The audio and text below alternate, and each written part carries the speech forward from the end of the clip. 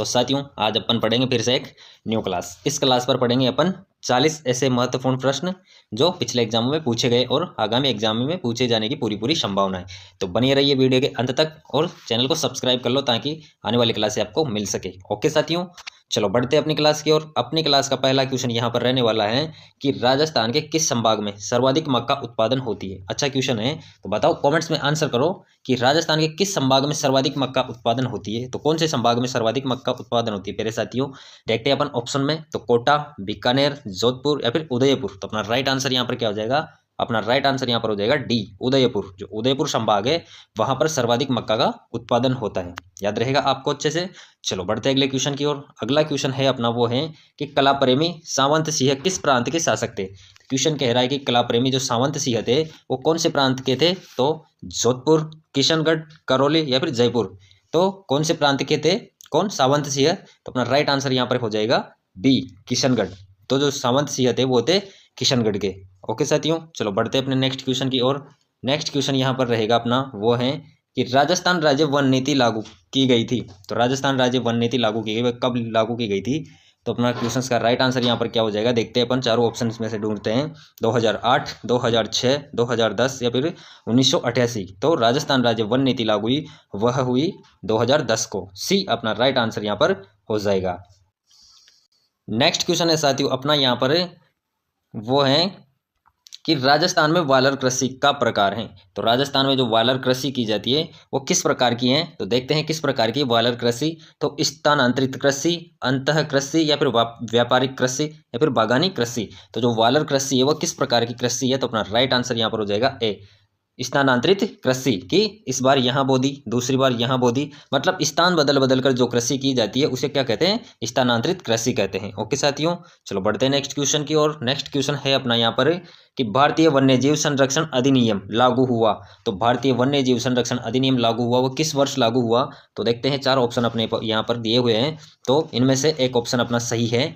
तो जो भारतीय वन्यजीव संरक्षण अधिनियम लागू हुआ वह कब हुआ? देखते हैं 1992, 1982, 1972 या फिर 1962। अपना राइट आंसर क्या हो जाएगा? अपना राइट आंसर हो जाएगा सी, 1972। जो भारतीय वन्य जीव संरक्षण अधिनियम लागू हुआ वो हुआ 1972 को लागू हुआ। साथियों कैसे भी करो साथियों, क्वेश्चंस को अपने दिमाग में फिट कर लो। बस एग्जाम फॉल पे जैसे ही क्वेश्चंस को देखो आंसर अपने आ जाने चाहिए। इस लेवल की तैयारी होगी तो ही एग्जाम क्लियर हो पाएगा। तो बढ़ते हैं अपने फिर से एक और क्वेश्चन की ओर। अपनी क्लास का अगला क्वेश्चन है, जहांगीर ने मुगल बादशाह बनने के बाद में किस राजपूत शासक के मनसब को कम कर दिया था? तो जहांगीर ने मुगल बादशाह बनने के बाद, जो जहांगीर मुगल बादशाह बना उसके बाद किस राजपूत शासक के मनसब को कम कर दिया था? तो देखते हैं भगवंत सिंह, जगत सिंह, जसवंत सिंह या फिर मान सिंह। तो किसका मनसब कम कर दिया गया था? तो अपना राइट आंसर हो जाएगा डी, मान सिंह। जो मान सिंह था उसका मनसब कम कर दिया था जहांगीर ने मुगल बादशाह बनने के बाद। ओके साथियों, चलो बढ़ते हैं नेक्स्ट क्वेश्चन की ओर। अगला क्वेश्चन है अपना कि कृष्णा कुमारी किस राज्य की राजकुमारी थी जिसके विवाह के विवाद से राजपूताना में राजनीतिक उथल पुथल उत्पन्न कर दी थी? तो बताओ साथियों। तो जयपुर, उदयपुर, जोधपुर, बीकानेर। तो कृष्णा कुमारी थी वो कहाँ की थी?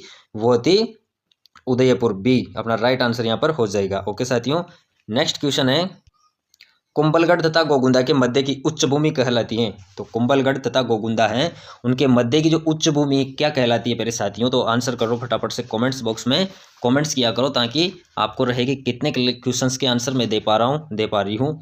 तो बताओ फटाफट से बता दो कि कुंभलगढ़ तथा गोगुंदा के मध्य उच्च भूमि है उसे क्या कहते हैं? तो ऊपरमाल, भोराट, गिरवा या फिर उरिया। तो क्या कहते हैं? अपना राइट आंसर हो जाएगा बी, भोराट। क्या कहते हैं? भोराट। याद रहेगा आपको। चलो बढ़ते हैं अगले क्वेश्चन की ओर। अगला क्वेश्चन है अपना, निम्नलिखित में से किस लोक देवता को जाहर पीर के रूप में भी पूजा जाता है? तो कौन से लोक देवता हैं जिनको जाहर पीर के रूप में भी पूजते हैं? तो देखते हैं तेजा जी, रामदेव जी, बाबू जी या फिर गोगा जी। तो अपना राइट आंसर क्या हो जाएगा? अपना राइट आंसर हो जाएगा डी, गोगा जी। जो गोगा जी हैं उनको जाहर पीर के रूप में भी पूजा जाता है।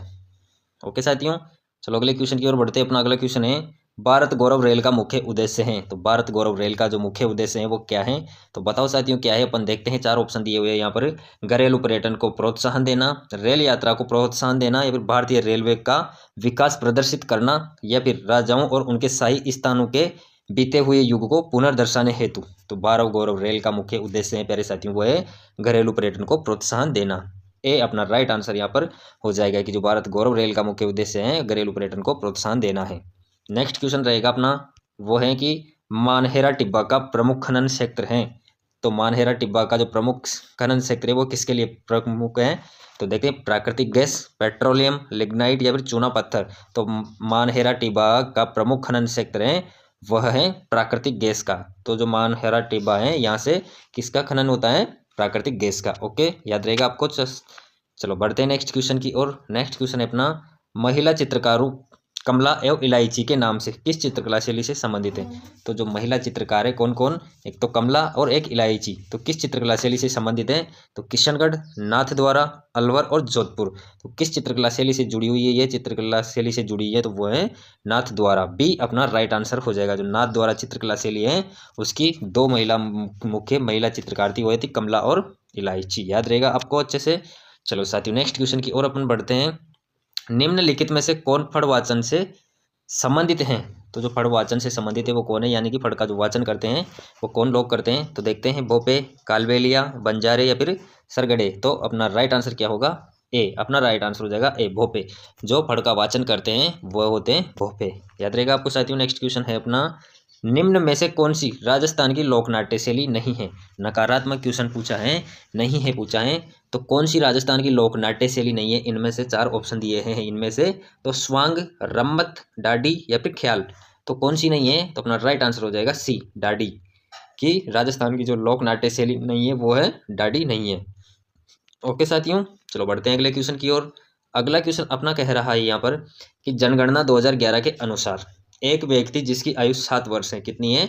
7 वर्ष है या उससे अधिक है, तथा वह किसी भाषा के समझने के साथ साथ पढ़ वो लिख सकते हैं, वह कहलाता है। तो क्वेश्चन है कि जनगणना 2011 के अनुसार एक व्यक्ति जिसकी उम्र कितनी है? 7 वर्ष से अधिक है, तथा वह किसी भी भाषा के समझने के साथ साथ पढ़ और लिख सकता है, तो वह क्या कहलाएगा? देखते हैं, साक्षर, निरक्षर, स्नातक या फिर विज्ञ। तो अपना राइट आंसर क्या होगा? अपना राइट आंसर हो जाएगा ए, साक्षर। जो लिख भी सकता है, पढ़ सकता है, बोल सकता है और जिसकी उम्र 7 वर्ष से अधिक है, तो उसको अपन क्या कहेंगे, किस कैटेगरी में रखेंगे? तो वह साक्षर है, यानी कि एजुकेटेड है। ओके, बढ़ते हैं अगले क्वेश्चन की ओर। अगला क्वेश्चन अपना कह रहा है यहाँ पर कि अरावली श्रृंखला का उच्चतम शिखर है। तो अरावली श्रृंखला का जो उच्चतम शिखर है वो कौन सा है? तो देखते हैं, गुरु शिखर, शेर, जरगा या फिर तारागढ़। अपना राइट आंसर हो जाएगा ए, गुरु शिखर। जो अरावली श्रृंखला का सर्वोच्च शिखर है वो है गुरु शिखर। ओके साथियों, कमेंट्स बॉक्स में आंसर करते चलो। साथ ही साथ जितने भी विद्यार्थी नए जुड़े हैं चैनल से, चैनल को सब्सक्राइब करके बेल आइकन को दबा लो ताकि आने वाली क्लास का नोटिफिकेशन आपको मिल सके। और साथियों, चतुर्थ श्रेणी भर्ती 2025 के जितने भी विद्यार्थी हैं वो सब्जेक्ट वाइज क्लास अगर देखना चाहते हैं, वीडियो देखना चाहते हैं, तो प्ले लिस्ट में जाकर अन्य सब्जेक्ट की क्लासें देख सकता है। ओके साथियों, चलो नेक्स्ट क्वेश्चन पर आ जाते हैं अपन।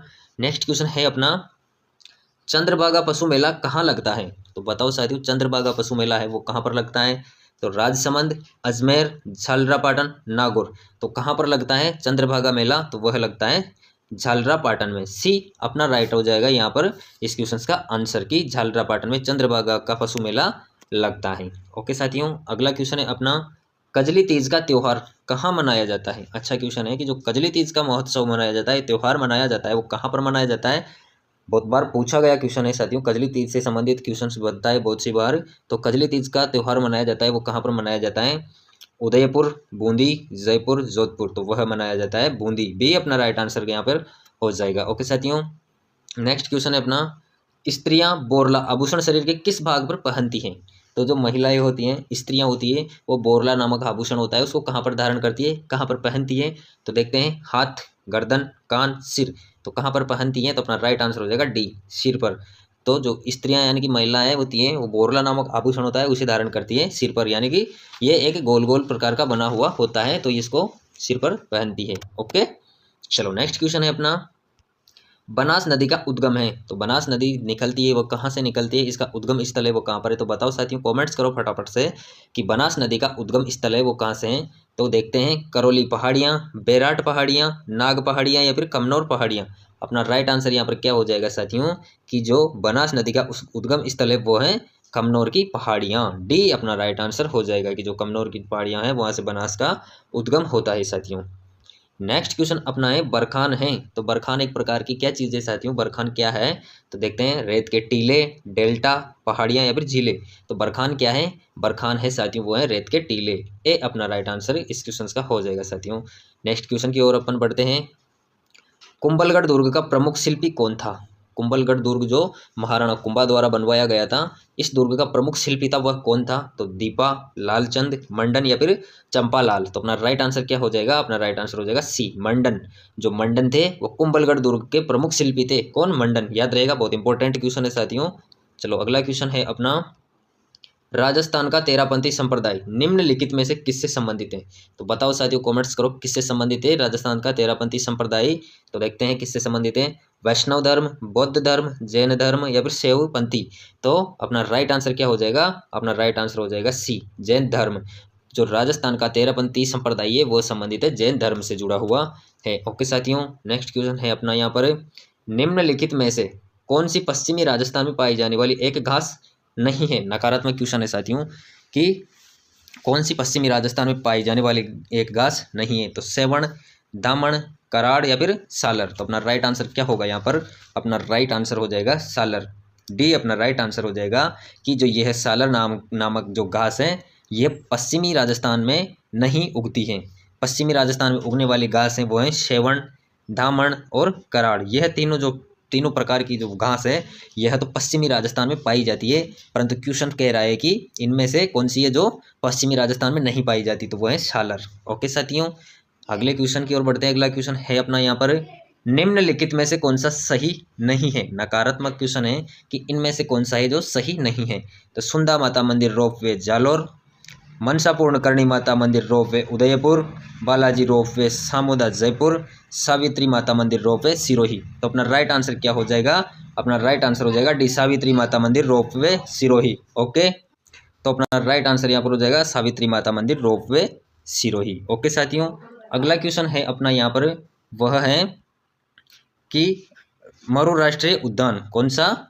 मरु राष्ट्रीय उद्यान किस जिले में स्थित है? तो बताओ साथियों, मरु राष्ट्रीय उद्यान है वो कहाँ पर स्थित है? तो जोधपुर, बीकानेर, जैसलमेर, बाड़मेर। तो कहाँ पर स्थित है? अपना राइट आंसर हो जाएगा सी, जैसलमेर की मरु राष्ट्रीय उद्यान स्थित है वो है जैसलमेर में स्थित है। ओके साथियों, बढ़ते हैं अगले क्वेश्चन की ओर। अगला क्वेश्चन अपना यहाँ पर कह रहा है, काली मृदा जानी जाती है। अच्छा क्वेश्चन है कि काली मृदा जानी जाती है तो किस लिए जानी जाती है?